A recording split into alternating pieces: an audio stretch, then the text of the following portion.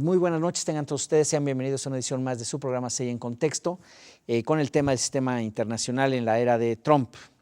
Y bueno, pues para esto tenemos a tres colegas que nos hacen favor de acompañar. Entonces, pues quisiera presentarles al doctor José Luis García, profesor investigador de la Iberoamericana. Enrique, buenas tardes. Muchas gracias. Al doctor, perdón, me confundo, Luis Ochoa. Luis Ochoa, sí. Luis Ochoa Bilbao, de la Universidad Autónoma de Puebla. Muchas gracias por estar acá. Gracias. Y Raúl Vázquez de la UAP. Perdón, el doctor Raúl Vázquez, sí, no, pues esto. Doctor Raúl Vázquez también de la UAP. Bueno, pues los hemos tenido aquí varias veces en el estudio. Muchas gracias por acompañarnos nuevamente.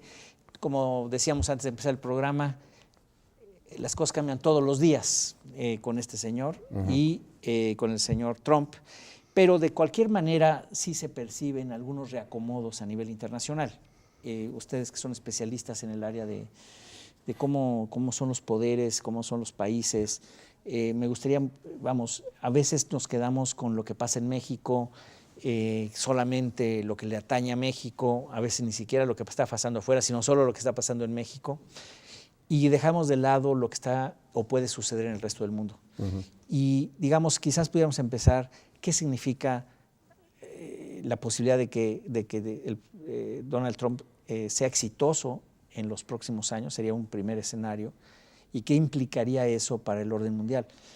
¿Y qué pasaría si no es exitoso también, ¿no? Porque eso creo que son dos posibilidades que están ahí.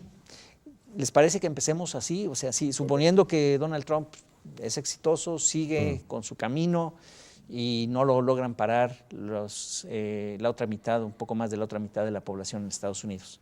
¿Qué sucedería ahí? No sé si quisieras empezar, Luis. Muy bien, qué bueno que aclaras que hay dos opciones. Plantearse el escenario de un Donald Trump exitoso y de un Donald Trump no exitoso, lo cual abre una gama enorme de posibilidades. En el caso de Trump, lo que hemos visto hasta ahora, basándonos en los hechos, es que ha tenido un comportamiento que a la luz de los analistas internacionales parece errático. De pronto plantea algo como, por ejemplo, criticar que los asentamientos israelíes en territorios ocupados sean un buen camino para la paz, y luego recibir a Netanyahu y decir que no necesariamente la idea de los dos estados es la adecuada, para que luego su embajadora en la ONU al día siguiente diga que la idea de los dos estados es la adecuada, pero que cualquier otra posibilidad sería bienvenida. Ese comportamiento errático... ¿Tres estados o cuál es la siguiente posibilidad?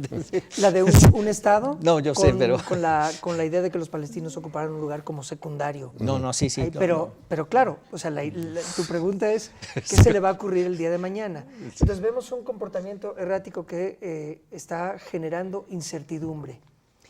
Y algunos analistas en Estados Unidos plantean, es que esa es su estrategia.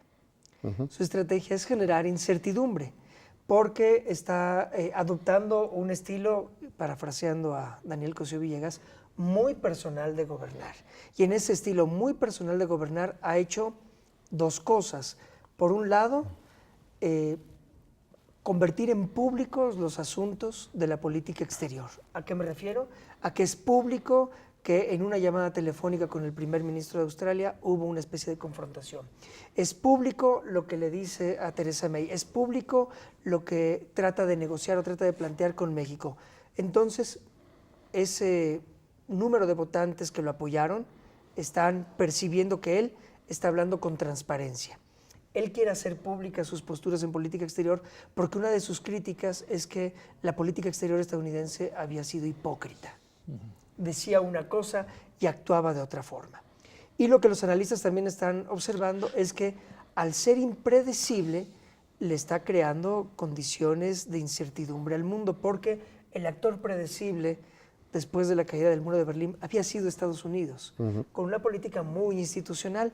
Donald Trump no maneja una política institucional, al menos en lo que se refiere a los comunicados y a las expresiones públicas, y eso genera que los demás actores no sepan cómo va a actuar, qué va a decir y qué estrategia podrían plantear. En términos generales, hay quienes aplauden esto porque consideran que le ha dado a Estados Unidos un posicionamiento distinto en el ámbito internacional. Al ser impredecible, los demás actores tienen que ser más cautos. José Luis, ¿tú cómo ves? Mira, yo lo que observo, y quisiera retomar el título de la mesa, el sistema internacional era Trump, ¿no? El sistema internacional per se, tal cual, ¿no? Con una estructura, un proceso, actores, en fin, no va a cambiar fundamentalmente porque esté Trump. Es decir, no estamos ante un escenario tipo fin de la Guerra Fría donde un actor desapareció la Unión Soviética. Entonces, la configuración del sistema internacional en términos de su distribución de poder cambió. Entonces, tienes efectivamente Estados Unidos siendo, digamos, por lo menos en una década, el momento que se llamó así, momento unipolar, siendo la gran potencia. Después ya empezó a complicarse el asunto para los Estados Unidos. Lo que yo veo en la administración de Trump es la falta de un diseño estratégico actualmente en su política internacional. Por muchas razones, ¿verdad? Pero si tú observas, digamos, el planteamiento estratégico, por lo menos desde el 11 de septiembre hasta acá, tú vas a ver que hay diferentes puntos neurálgicos que no van a cambiar esté Trump o no, ¿verdad? Van a seguir siendo importantes para los Estados Unidos y ahí va a ser, digamos, la diferencia cómo lo aborde Trump, si es que lo llega a abordar. Te voy a poner 3 ejemplos. Uno es, obviamente, el Pacífico, Asia-Pacífico. La relación con Japón, la relación con Corea, desde luego, ¿verdad? Y ahí está el problema de Corea del Norte, ¿verdad? China es fundamental, ¿verdad? Y Rusia, ¿no? Que ahí abarca desde Asia hasta Europa, ¿no? Está India, en fin, que ya quizás aquí Raúl hable de eso. Pero bueno, en fin, el caso es que ahí está otro punto neurálgico. Otro es Medio Oriente, ¿no? O sea, es donde Estados Unidos tiene más sus intereses estratégicos. Entonces, independientemente de cómo reaccione Trump ante eso es algo que de todos modos ahí va a estar, ¿no? El problema es que no sabemos cuál realmente es su propuesta para eso. Nada más ha dicho cosas, tweets y demás, pero no se sabe realmente, ¿no? Y por el otro lado, ¿qué pasa con las alianzas que ha tenido Estados Unidos? Hay un debate en política exterior sobre si Estados Unidos va a digamos, con Trump, a asumir el rol de superpoder, ¿verdad? Y imponer cosas, digamos, retomando una tradición muy fuerte en los Estados Unidos en materia de política internacional, que es la tradición jacksoniana, muy unilateral, militarista, en fin, ¿no? O va a ser un super socio de otros, ¿verdad? Y eso significa un retraimiento de Trump y de la administración. Pero en términos generales, digamos, los intereses vitales y donde ellos ven las amenazas más, cercanas a los Estados Unidos, que requieren de una acción, porque son amenazas, digamos, vitales para los Estados Unidos, pues sí van a seguir siendo así y se van a seguir definiendo, sobre todo en 2 términos. Uno, la cuestión del terrorismo, eso es claro, y la otra, que ese es donde quizá pegue más el asunto, es la cuestión, ¿verdad?, de la migración, por ejemplo, ¿no? ¿Dónde están los enemigos de los Estados Unidos ahorita? Hay otro tercer elemento que me gustaría rápidamente mencionar. En todo esto, hay algunos autores, algunos comentaristas, que han estado, digamos, como jugando con la idea de que sobre todo con Rusia está como una nueva sociedad, muy al estilo Yalta. Que lo que estamos viendo ahorita, que quizás, a mí francamente yo no lo creo mucho porque no veo que venga de ahí un diseño más estratégico, ¿verdad? La idea de algunos asesores de Trump es tener un grupo de superpotencias, ¿verdad?, que ayuden a los Estados Unidos a redefinir el sistema internacional, tipo lo que sucedió después de la Segunda Guerra Mundial en Yalta, precisamente. Y de ahí viene, digamos, este acercamiento con Rusia y demás, ahora ya, después de muchas cosas al inicio, ¿verdad?, con China también. El caso es, digamos, tener una reconfiguración del sistema internacional, obviamente tiene sus implicaciones de carácter estratégico, pero hasta ahorita no se ven. Son puras especulaciones, pero esta administración realmente entra, al contrario de otras, sin una idea estratégica clara de qué hacer en el mundo. Eso sí está, por lo menos para mí está claro. Raúl, ¿tú cómo ves? Pues yo más bien diría que no lo hemos visto actuar mucho, ¿no? Siguen las bravuconadas, ¿no? Adelanta, retrocede, uno acaba por no entender. Yo creo que el momento que va a definir cómo se realinea todo el sistema internacional es cuando de veras aplique políticas comerciales, ¿no? Podemos tomar la migración si hay un sesgo político, pero cuando tomen medidas de carácter económico, ahí es cuando vamos a poder inferir qué va a pasar con el mundo en su totalidad y también qué pasa con la coyuntura, ¿no? Porque ahorita, bueno, viene el miedo en abril de esta señora Le Pen ahí en Francia, ¿no? Vienen elecciones en Alemania también. Si la ultraderecha, ¿no?, y el conservadurismo viene también haciendo sombra pues en Europa, por decanto natural esperaríamos una alianza Trump, bueno, por lo menos la Europa occidental, ¿no? Otra cosa que a mí me preocupa... Si ganara Le Pen, si ganaran los conservadores en Alemania, en Austria, Holanda. ¿no? Y la otra es que también me está mandando ya señales, fue muy significativo que ayer recibiera, o antier, ya no me recuerdo, a esta opositora venezolana, que es la esposa de un opositor venezolano, él mismo la recibió.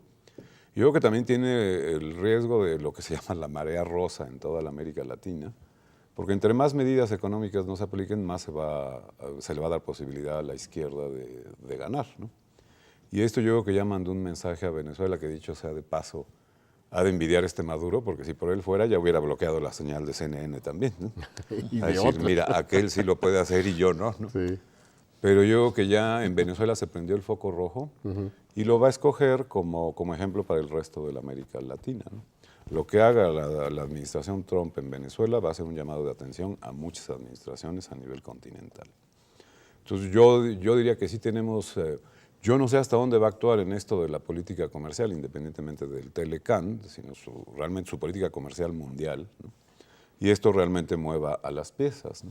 Pero parece ahí que, siguiendo esto de la parte comercial, parecería, y ahorita ya casi nos tenemos que ir a corte, parecería que su política más bien es de uno a uno, eso lo ha dicho varias veces y más o menos lo que está siguiendo, con los japoneses, con los ingleses y claramente con Canadá. Sí. Entonces, como que esa sería más bien su política, ¿no? Es decir, es uno a uno, regresar a una tendencia, una tradición norteamericana del unilateralismo. Exactamente.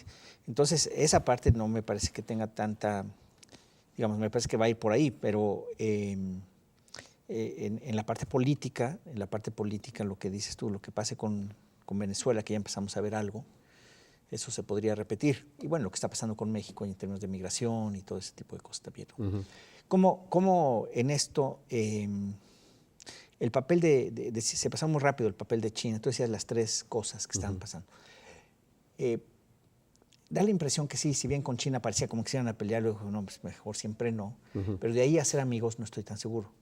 No, socios en esta distribución de poder nueva, ¿no? Porque sí es un hecho que por lo menos esta administración tiene una visión no solamente limitada, yo no me atrevería a decir aislacionista, pero sí de retracción. Y lo que es más peligroso para mí es que es también una visión intervencionista, que esa es otra característica de cierto estilo de política exterior en los Estados Unidos, ¿no? Entonces, esa es la tradición jacksoniana que se conoce, y entonces es muy peligrosa porque, por ejemplo, alguien como Trump, que es mucho del estilo del presidente Jackson también en esos años, puede entender, y un poquito lo que dice aquí Raúl, a usar incluso la fuerza para controlar ciertos escenarios que ellos ven, ¿verdad?, como peligrosos e incluso amenazantes a su propia seguridad. Entonces, eso sí, yo sí veo una tendencia por ahí algo peligrosa, pero por el momento no se ve eso. El problema, que al mismo tiempo puede ser una ventaja, quién sabe, es que esta administración no tiene o no ha dado muestras de tener un diseño estratégico de su política exterior. Es más bien responsiva, reactiva. Nos tenemos que ir a un corte, regresamos con ustedes, estamos en Sella en Contexto, volvemos en un momento.